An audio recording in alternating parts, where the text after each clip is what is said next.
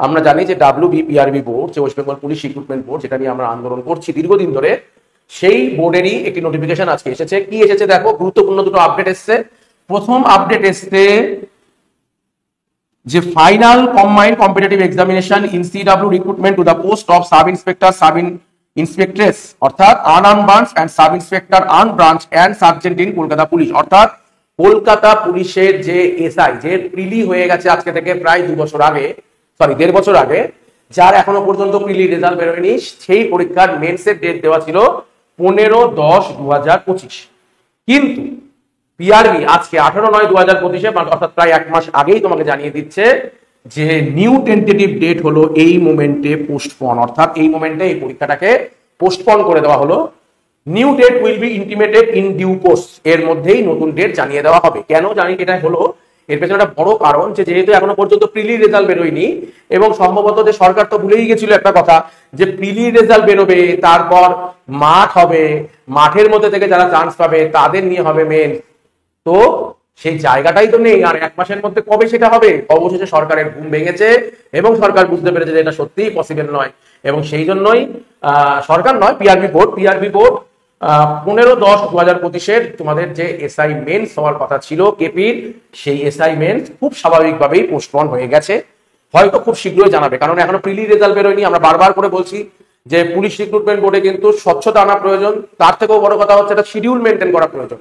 এই যে একটার পর একটা যে ডেট দেয়, একটা যে ক্যালেন্ডার দেয়, এবং ওয়েস্ট বেঙ্গলের ছেলেরা মেয়েরা মনে করে যে না, ক্যালেন্ডার যখন দিয়েছে তাহলে হয়তো ক্যালেন্ডারটা সত্যিই ঠিক, সরকারি ক্যালেন্ডার।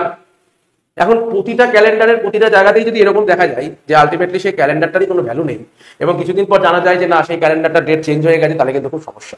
তো সেরকমই ডেট চেঞ্জ হয়ে গেছে, 15/10/2025 এই কলকাতা পুলিশের এটা পরিবর্তন হয়েছে। দ্বিতীয় নম্বর কথা হচ্ছে preliminary written test in CW recruitment of the post of constable ও lady constable in Kolkata police 2024। দেখো 2024-এর যে নোটিফিকেশন আমি বলছিলাম, এটা তো 2023-এর নোটিফিকেশন, তার মেন 2025 আজও হয়নি। এটা রিয়েলিটি বাংলা, ঠিক আছে তো। আর 2024-এর যে পরীক্ষা, সেই পরীক্ষা আজও হয়নি, যেটা ডেট দিয়েছিল কবে, কলকাতা পুলিশের প্রিলির ডেট দিয়েছিল 1/2/2026। তো ফেব্রুয়ারি মাসে আমরা বারবার করে বলছিলাম যে যেখানে কেপির মতো পরীক্ষা, যেখানে প্রিলি এবং মেন্স দুটো আছে, মাঠ আছে, সেখানে এত পরে যদি পরীক্ষা দেয় তাহলে কি করে ভোটের আগে রিক্রুটমেন্ট হবে? তো এটা একটা খুব ইম্পর্টেন্ট, কারণ ভোটের আগে রিক্রুটমেন্ট না হলেই কিন্তু রিক্রুটমেন্ট ব্যবস্থা স্লো হয়ে পড়বে। কারণ আমাদের রাজ্যে, এমন একটা রাজ্যে আমরা বসবাস করি যেখানে সরকারি চাকরির পরীক্ষার ডেট ভোটের রাজনীতির উপর নির্ভর করে হয়। খুব হতাশাজনক হলে এটা সত্যি, এটা মানতে হবে, ঠিক আছে তো। তো 1/2/2026-এর যে পরীক্ষা হওয়ার কথা ছিল সেইটা এগিয়ে নিয়ে আসা হয়েছে। দেখো, যে কোনো পরীক্ষার ডেট চেঞ্জ করাই হতাশাজনক, কিন্তু এইটা যেহেতু আগিয়ে নিয়ে আসা হয়েছে, সুতরাং পুলিশের যে ছেলেমেয়েরা যেহেতু অনেকদিন অপেক্ষা করছিল, তারা খুশি হয়েছে এবং হওয়া উচিত। কারণ অনেকটা লেট হয়ে যাচ্ছিল কেপি প্রিলি, তার আগে যদি কেপি প্রিলি, কারণ 30 তারিখ সম্ভবত হচ্ছে WBP প্রিলি, তারপরে 21 তারিখ হয়ে যাচ্ছে কেপি প্রিলি, তাহলে সুতরাং পরপর আবহাওয়ার মধ্যে থাকলো, একটা সিকুয়েন্সের মধ্যে থাকলো, পরপর পরীক্ষা হলো। সুতরাং এটা ভালো ডিসিশন, এটা নিয়ে কোনো সিদ্ধান্ত নেই। কিন্তু কেপি প্রিলি, কেপি মেন্স কেন পিছিয়ে গেল, তার একটা কারণ হলো কেপি প্রিলি টিল ডেট রেজাল্ট বেরোলো না। তাহলে কেন টিল ডেট রেজাল্ট বেরোলো না? যেখানে জয়েন্টের রেজাল্ট বেরিয়ে গেল, ওবিসি মামলা যদি সমস্যা হয়ে থাকে তাহলে জয়েন্টের রেজাল্ট বেরোলো, তো এই যে এসএসসি তো পরীক্ষা হচ্ছে, রেজাল্ট বেরোবে। আরে বাবা, এসএসসি রেজাল্ট না বার করলে সমস্যা আছে ওপর থেকে, ঠিক আছে তো। তো এইখানে কি এত সমস্যাজনক কারণ? রেজাল্টের কি কোনো গুরুত্ব নেই? বাংলার ছাত্রছাত্রীদের কি কোনো দাম নেই?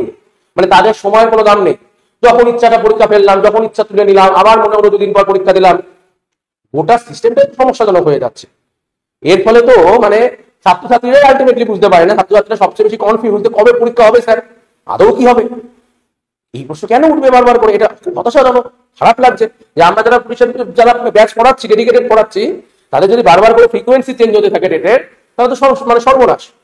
তো বারবার করে আমি বলবো যে একটা ডেট করুন, ফিক্সড করুন, ঠিকঠাক ভাবে করুন, প্রপার ভাবে করুন। একটা ডেট দেওয়ার আগে proper infrastructure, proper system check করে তারপর ডেট গুলো দিন। তাড়াহুড়ো করতে গিয়ে তাড়াহুড়ো করে একটা ডেট দিতে হয়, দিয়ে দিলাম, তারপরে দেখা যাচ্ছে যে ওই ডেট পেলাম কি পেলাম না, ফাঁকা নেই, অমুক ডেটে এই সমস্যা, তমুক ডেটে সেই সমস্যা। এটা তো খুব হতাশাজনক পারফরমেন্স। তো আমি বারবার করে চাইবো, এটা যেমন একদিকে আনন্দের খবর যে কেপি এর যে প্রিলিটা এগিয়ে এসছে, তেমন আরো একটা হতাশাজনক খবর হচ্ছে যে বারবার করে ডেট চেঞ্জ হয়ে যাচ্ছে এবং একটি ডেট পোস্টপোন হয়ে গেছে। বাংলার ছেলে মেয়েদের সময়ের গুরুত্ব দেওয়া হচ্ছে না, সময়ের যেটা গুরুত্ব আছে এইটা কিন্তু হারিয়ে যাচ্ছে। তো বাংলার সমস্ত শুভবুদ্ধি সম্পন্ন লোকেদের আমি বলবো যে তোমরা জাগার প্রয়োজন আছে, কারণ আমরা কিন্তু কতদিন নদিয়া ডিস্ট্রিক্টে আমরা যখন গেছিলাম দিতে কি যেন আবার ডেপুটেশন জমা দিতে, সেখানে আমাদের বেশ কিছু কথা হয়েছে এবং হয়তো সম্পূর্ণ ডেপুটেশন হয়নি, কারণ সম্পূর্ণ ডেপুটেশনের জন্য আরো একটা ডেট লাগবে, আমরা বলেছি সেই বিষয়টা নিয়ে। তো সেই দিন অনেক ছেলে আসা প্রয়োজন, কারণ নদিয়া জেলা এমন একটা জায়গা যেখান থেকে যদি প্রশ্ন ফাঁসটা আটকে দেওয়া যায় তাহলে হয়তো মানে ব্যাপক একটা সাড়া পাওয়া যেতে পারে গোটা ওয়েস্ট বেঙ্গল জুড়ে। কারণ ওয়েস্ট বেঙ্গলের যাতে সামান্যতম মানে যে কোনো জায়গায় একটা সামান্যতম ত্রুটি যেন না থাকে, কারণ এটা আমাদের বাংলা, আমাদেরকেই রক্ষা করতে হবে, লোক এসে রক্ষা করবে না, আমাদের বাংলা আমাদেরকেই রক্ষা করতে হবে। এই জন্য বারবার বলছি যে পড়াশোনা করতে হবে, সিলেকশন পেতে হবে, এটা নিয়ে কোনো দ্বিমত নেই। কিন্তু দুর্ভাগ্যক্রমে আমরা এমন একটা জায়গায় বসবাস করছি যেখানে ভোটের রাজনীতির ওপর পরীক্ষা ঠিক হয়, যেখানে যখন তখন পরীক্ষা চেঞ্জ হয়ে যেতে পারে। খুব হতাশাজনক। আমাদের এসএসসি সিজিএলটাকে এবার যদি দেখো, রাজ্য এবং কেন্দ্র কোথায় যাবে সাধারণ মানুষ, সাধারণ চাকরি প্রার্থীরা কোথায় যাবে? আজকে কি করলো এবার টিসিএস কে সরিয়ে দিয়ে ডিকিউটিকে নিয়ে এসে কি লাভ হলো?